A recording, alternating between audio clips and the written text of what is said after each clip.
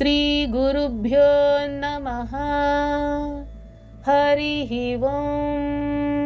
అందరికీ నమస్కారం. వర్ణాశ్రమ విధాయిని, ఇది అమ్మవారి 8 అక్షరాల నామం. ఇది 286వ నామం. ఈ నామంతో అమ్మవారికి నమస్కారం చేసేటప్పుడు వర్ణాశ్రమ విధాయిన్యై నమః అని చెప్పాలి. వర్ణ అంటే 4 వర్ణములను అని, ఆశ్రమ అంటే 4 ఆశ్రమములను అని, విధాయిని అంటే ఏర్పాటు చేయునది అని. ఈ నామాన్ని చాలా విపులంగా నిష్పక్షపాతంగా అర్థం చేసుకోవడానికి ప్రయత్నించాలి. వర్ణం అనే పదాన్ని సరిగ్గా అర్థం చేసుకోకుండా కులం అనే పదంతో కలగాపులగం చేసుకుని అసలైన మూల అర్థాన్ని, మూల భావాన్ని భ్రష్టు పట్టించి అసందర్భంగా అర్థాలు చెప్పుకొని అనర్థాలకు దారితీయించారు. ఈ విషయంలో పండితులు, పామరులు కూడా ఒకే రకంగా ప్రవర్తించడం ఆశ్చర్యాన్ని కలిగిస్తుంది.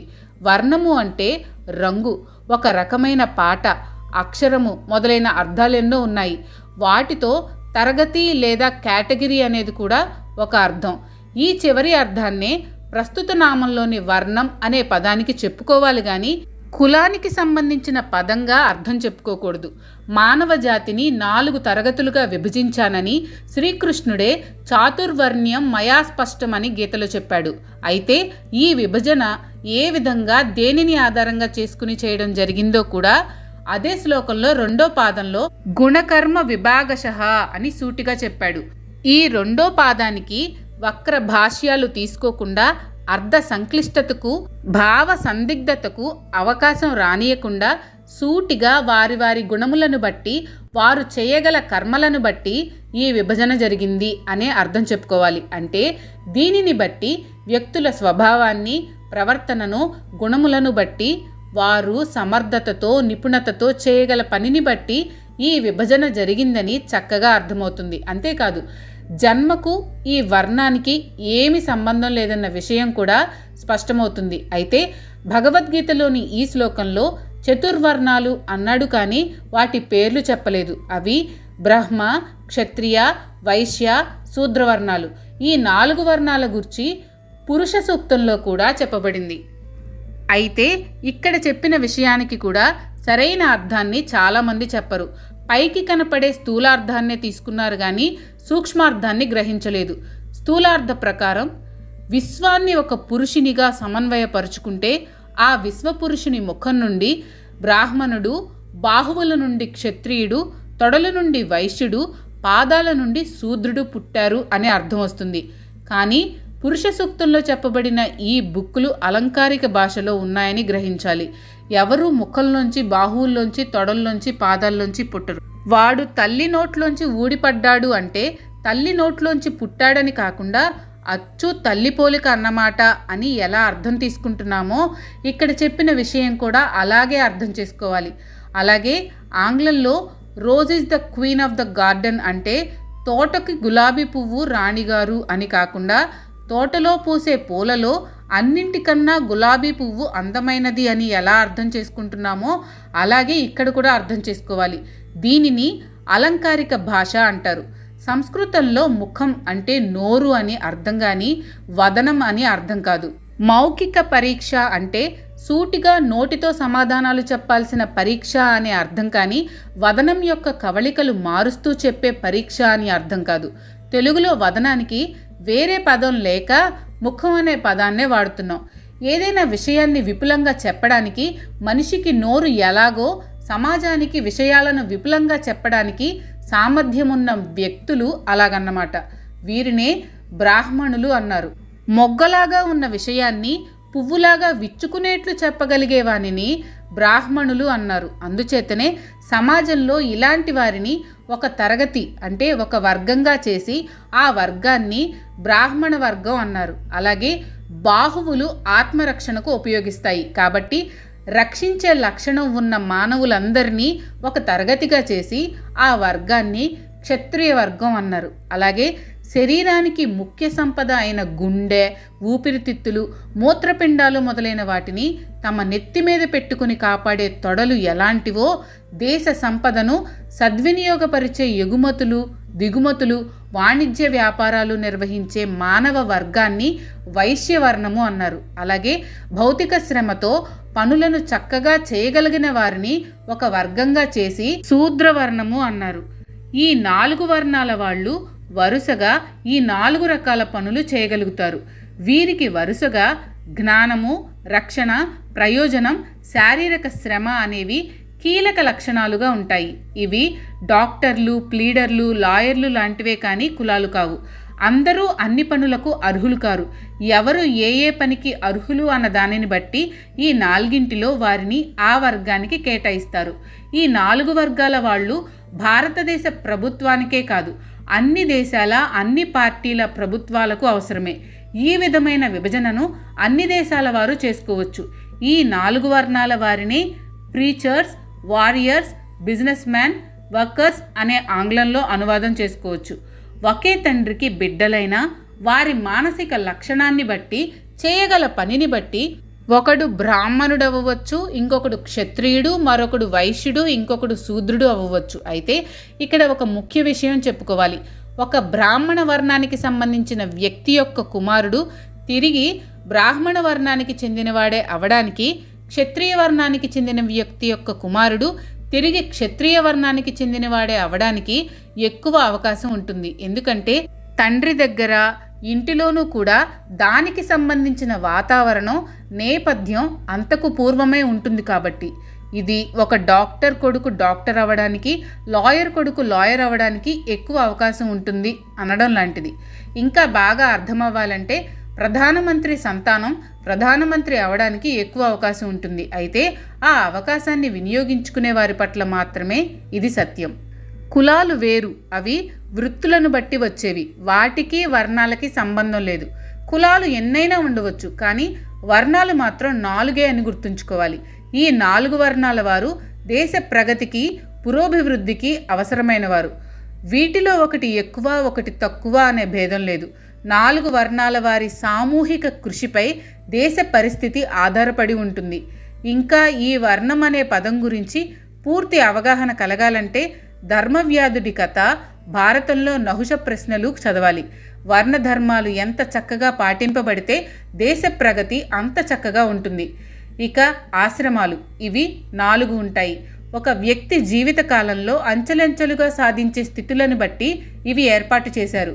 మొదటిది బ్రహ్మచర్యము, రెండవది గార్హపత్యము, మూడవది వానప్రస్థము, 4 సన్యాసము. బ్రహ్మచర్యంలో కేవలం విద్యా సముపార్జన, గార్హపత్యంలో సంసార నిర్వహణ, అతిథి అభ్యాగతుల సేవనము, పిల్లల పోషణాది బాధ్యతలు, వానప్రస్థంలో విశ్రాంత జీవనము. ఇక చివరిది సన్యాసం. ఇది పుచ్చుకుంటేనో ప్రమోషన్ ద్వారానూ వచ్చేది కాదు. జీవితంలోని ప్రవర్తన ద్వారా వచ్చే ఒక స్థితి. దేనికి అతుక్కోకుండా, అంటే సంఘం లేకుండా జీవితాన్ని గడపడం అన్నమాట. సంసారిగా ఉండి కూడా సన్యాసిలాగా జీవించేవారుంటారు, సన్యాసిగా ఉండి కూడా సంసారిలాగా ఉండేవాళ్ళు ఉంటారు. అందుకని వారి ఆశ్రమాన్ని, వేషాన్ని బట్టి, ధరించిన బట్టలను బట్టి, పెరిగిన గడ్డాలను, గోళ్లను, జుట్టును బట్టి నిర్ణయించకూడదు. జీవిలో పరిపూర్ణత్వం రావాలంటే ఈ 4 ఆశ్రమ విధానాలను సక్రమంగా నిర్వహించి ఆచరణ ద్వారా లక్ష్యాన్ని సాధించాలి. 4 వర్ణములను, 4 ఆశ్రమములను ఏర్పాటు చేయునది అని ఈ నామానికి అర్థంగా చెప్పుకోవచ్చు. శ్రీమాత్రే నమః. నిజాజ్ఞా రూప నిగమ, ఇది అమ్మవారి 8 అక్షరాల నామం. ఇది 287వ నామం. ఈ నామంతో అమ్మవారికి నమస్కారం చేసేటప్పుడు నిజాజ్ఞా రూప నిగమాయే నమః అని చెప్పాలి. నిజ అంటే తన యొక్క అని, ఆజ్ఞ అంటే ఆదేశములే అని, రూప అంటే రూపుగట్టుకొనిన అని, నిగమ అంటే వేదములు అయినది అని. అమ్మవారి ఆజ్ఞలన్నీ రూపు కట్టుకుంటే ఆ రూపం వేదాలవుతాయి. వేదాల్లో ఏది చెప్పబడినా అది అమ్మవారి ఆజ్ఞ, ఆదేశము, శాసనము అని గుర్తుంచుకోవాలి. అమ్మవారి ఆజ్ఞలకు వ్యతిరేకమైనవి వేదాల్లో ఉండవు. శాశ్వత సత్యాలన్నీ అమ్మవారి ఆదేశాలే. అందుకే తైత్తిరీయోపనిషత్తులోని ఆనందవల్లిలో అమ్మవారి ఆజ్ఞలకు భయపడి వాయువు వీస్తున్నాడట, సూర్యుడు ఉదయిస్తూ వేడిమిని వెదజల్లుతున్నాడట, అగ్ని, ఇంద్రుడు వాళ్లకు కేటాయించిన పనులు వాళ్ళు చేసుకుంటూ పోతున్నారట. ఇవన్నీ అమ్మవారి ఆజ్ఞలే, వేదరుక్కులు కూడా. ఈ నామాన్ని జపిస్తే మనంతకు మనకే ఏ పనులు చేయకూడదు, ఏ పనులు చేయవచ్చో తెలిసేటట్లుగా అమ్మవారు అనుగ్రహిస్తుంది. నిజాజ్ఞారూప నిగమ అన్నదానికి వాస్తవానికి అర్థం ఇదే. తన ఆజ్ఞలే రూపుకట్టుకున్న వేదములు అయినది అని ఈ నామానికి అర్థంగా చెప్పుకోవచ్చు. శ్రీమాత్రే నమః. పుణ్య ఫలప్రద, ఇది అమ్మవారి 8 అక్షరాల నామం. ఇది 288వ నామం. ఈ నామంతో అమ్మవారికి నమస్కారం చేసేటప్పుడు పుణ్య ఫలప్రదాయై నమః అని చెప్పాలి. పుణ్య అంటే మంచి పనులకు అని, అపుణ్య అంటే చెడ్డ పనులకు అని, ఫల అంటే వాటికి తగిన ఫలములను అని, ప్రద అంటే చక్కగా ఇచ్చునది అని. సాధారణంగా మానవుడు పుణ్యకార్య ఫలం రావాలని కోరతాడు, కానీ పుణ్యకార్యాలు చేయడు. పాపాలు చేస్తూ పాపకార్య ఫలం రాకూడదని ఆశిస్తాడు.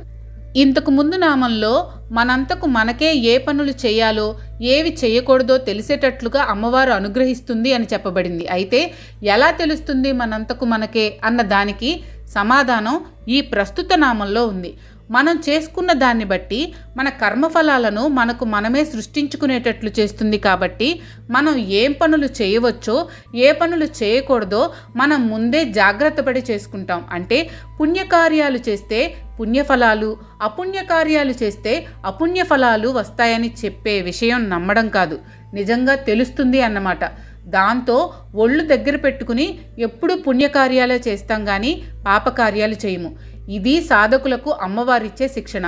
మంచి పనులకు మంచి ఫలితాలను, చెడ్డ పనులకు చెడ్డ ఫలితాలను ఇచ్చునది అని ఈ నామానికి అర్థంగా చెప్పుకోవచ్చు.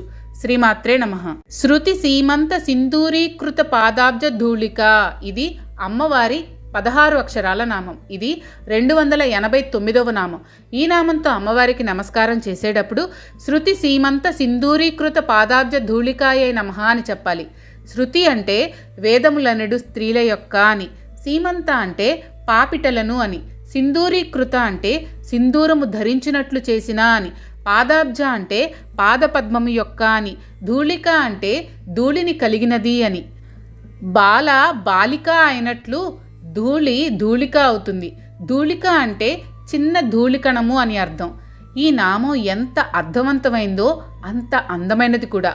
పాపిటిలో సింధూరం స్త్రీలను పుణ్యస్త్రీలుగాను, కన్యల వర్గం నుండి వేరుగా కాంతుని గల కాంతలగాను గుర్తింపచేస్తుంది. అందుకే పాపిటలో సింధూరం ఆడవారికి సౌభాగ్యవర్ధనం, అంటే వారి భర్తలకు ఆయుర్వర్ధనం.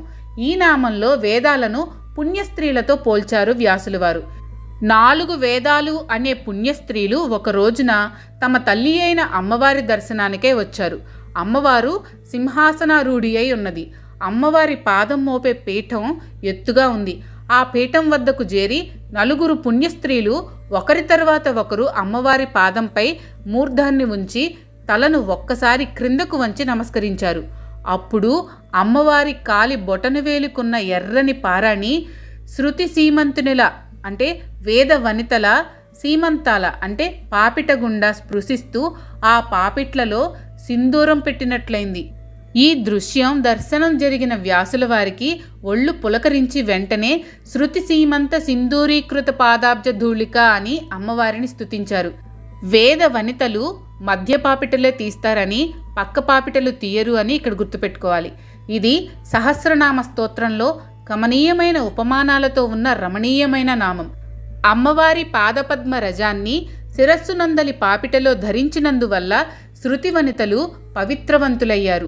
అంటే అమ్మవారి పద సౌభాగ్యాన్ని తనలో విస్తరింపచేసుకున్నందువల్లనే వేదాలు అంత పవిత్రంగా భారతీయులచే పూజింపబడుతున్నాయి అని అర్థం. అంటే వేద వాంగ్మయంలో అంతా అమ్మవారి గురించి, అమ్మవారి జగత్పరిపాలన గురించి, ఆదేశాల గురించి ఉంటుంది అని పరోక్షంగా చెప్పడం అన్నమాట. శృతి శీర్షాల సీమంతాలను అమ్మవారు తన పాదాంగుళితో దున్ని ఆ పాపిట్లలో పడిన తన పాద పారాణి రజస్సును సింధూరంలా స్ఫురింపచేసింది అనడంలో ఆ శృతి శీర్షాలైన ఉపనిషత్తులను జ్ఞానం అనే పంట పండడానికి సిద్ధం చేసి సింధూరం దిద్దినట్లుగా భావించడం మరింత మనోజ్ఞంగా ఉంటుంది.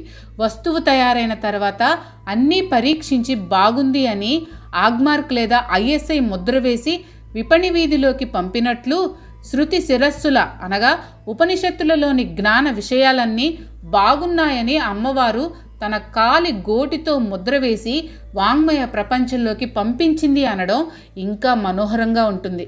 శృతిలయబద్ధమైన జీవితం గడిపే సాధకులు ఈ నామాన్ని జపిస్తే వారి జీవితమంతా మంచితనము, వెలుగు, చైతన్యము నిండి సౌభాగ్యకరమైన, ఆహ్లాదకరమైన, వైభవోపేతమైన జీవితాన్ని గడుపుతారు. మొత్తానికి ఈ నామానికి ఈ రకంగా అర్థాలు చెప్పుకోవచ్చు. శృతి వనితల సీమంతాలకు సింధూరం ధరించినట్లు చేసిన పాదపద్మము యొక్క ధూళిక కలిగినది అని, శృతి శీర్ష సీమంతాలను తన పాదాంగులితో దున్ని జ్ఞానమనే పంట పండడానికి సిద్ధం చేసిన పాద పారాణి ధూళిక కలిగినది అని, శృతి శీర్ష జ్ఞాన విషయాలు చక్కగా ఉన్నాయని పాదాంగులితో వాటిపై అనుమతి ముద్రను వేసి వాంగ్మయ ప్రపంచంలోనికి పంపిన పాదధూళిక కలది అని ఈ నామానికి అర్థాలుగా చెప్పుకోవచ్చు. శ్రీమాత్రే నమః. సకలాగమ సందోహ సుక్తి సంపుట మౌక్తిక. ఇది అమ్మవారి 16 అక్షరాల నామం. ఇది 290వ నామం. ఈ నామంతో అమ్మవారికి నమస్కారం చేసేటప్పుడు సకలాగమ సందోహ సుక్తి సంపుట మౌక్తికాయే నమః అని చెప్పాలి. సకల అంటే అన్నీ అని, ఆగమ సందోహ అంటే ఆగమ శాస్త్రములనడు అని, సుక్తి అంటే ముత్యపు చిప్పలచే అని, సంపుటి అంటే చక్కగా ఉంచబడిన లేదా నిక్షిప్తము చేయబడిన అని, మౌక్తిక అంటే ముత్యము అని. ఇంతకు ముందు నామంలాగానే ఈ నామం కూడా ఈ లలితా స్తోత్రంలో తలమానికమైనది. అమ్మవారు ముత్యం లాంటిదట. సాధారణంగా స్వచ్ఛమైన వారిని ముత్యంతో పోలుస్తారు. ఆ ముత్యాన్ని కూడా కడిగిన ముత్యం అంటారు. కానీ అమ్మవారు కడగవలసిన అవసరం లేని ముత్యం. ఎందుకంటే ముత్యపు చిప్పలలోనే గుప్తంగా నిర్మలంగా ఉన్న ముత్యం. అమ్మవారు ముత్యం లాంటిది అని పోలిస్తే అది అతి సామాన్యంగా చెప్పినట్లే అవుతుంది. వ్యాసుల వారు ఎలా చెప్పారో ఈ ముత్యం చరిత్ర ఏమిటో కొంచెం విపులంగా చెప్పుకుందాం. ముత్యపు చిప్పలలో పడ్డ వాన చినుకులే ముత్యాలవుతాయి. అలా అన్ని కార్తెలలోని వర్షపు చినుకులు ముత్యాలు కాలేవు. స్వాతి వర్షపు చినుకులే ముత్యపు చిప్పలలో పడితే అవి ముత్యపు చిప్పలలో మధ్య నిక్షిప్తమై కొన్ని రోజులు సమాధి స్థితిలో లాగా ఉండి ముత్యాలవుతాయి. అయితే మిగతా నక్షత్రాల కంటే ఈ స్వాతి నక్షత్రం యొక్క ప్రాముఖ్యం, ప్రాశస్త్యము ఏమిటి అంటే ఈ స్వాతి నక్షత్రం తులారాశిలో నిండుగా 4 పాదాలు ఉంటుంది. ఈ తులారాశి 7వ రాశి. అన్ని రాశులలోకి అందమైన సౌష్ఠవమైన రాశి. మాసాల్లో 7వదైన ఆశ్వయుజం కూడా ఈ తులారాశికి సంబంధించిందే. సూర్యుడు తులారాశిలో ఉండి ఈ తులారాశికి ఎదురుగా 180 డిగ్రీలలో మేషరాశిలో చంద్రుడున్నప్పుడు ఆశ్వయుజ పూర్ణిమ వస్తుంది. ఆశ్వయుజ శుద్ధ పాడ్యము నుండి చంద్రుడు ఈ పూర్ణిమ వచ్చే నాటికి పరిపూర్ణుడై షోడశ కళా ప్రపూర్ణుడవుతాడు. అమ్మవారి పంచదశాక్షరి మంత్రంలోని 15 బీజాక్షరాలను ఆశ్వయుజ శుక్లపక్షంలోని 15 తిథులతోనూ సమన్వయపరుచుకోమని పీఠికలో చెప్పడం జరిగింది. చంద్రుని 16 కళలను షోడశీ మంత్రానికి 16 అక్షరాలుగా సమన్వయపరుచుకోవాలి. అందుచేత ఈ నామంలో స్వాతి వర్షపు చినుకుల ద్వారా పరిపూర్ణ స్థితిని చేరే ముత్యంతో అమ్మవారిని పోల్చడం ఎంతో చక్కని ఔచిత్యాన్ని సంతరించుకుంటుంది. పైగా ఈ స్వాతి నక్షత్రం ఉండే తులారాశి మానవుని నాభి ప్రాంతాన్ని సూచిస్తుంది. ఈ నాభి వద్దనే మణిపూర చక్రం ఉంటుంది. స్వాతి అనే పదాన్ని స్వ, అతి అని విడదీస్తే అతిశయించిన స్వతత్వం గలది అని అర్థం వస్తుంది.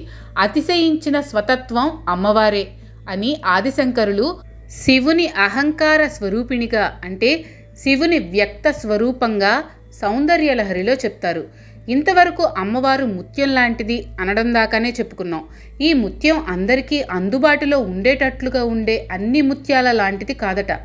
ముత్యం ముత్యపు చిప్పల గుప్పిట్లో నిక్షిప్తమై భద్రంగా రహస్యంగా ఉంచబడి ఉంటుంది. మరి అమ్మవారు అనే ముత్యం తాలూకు ముత్యపు చిప్పలు ఎలాంటివి అంటే సకల ఆగమాల సమూహమే.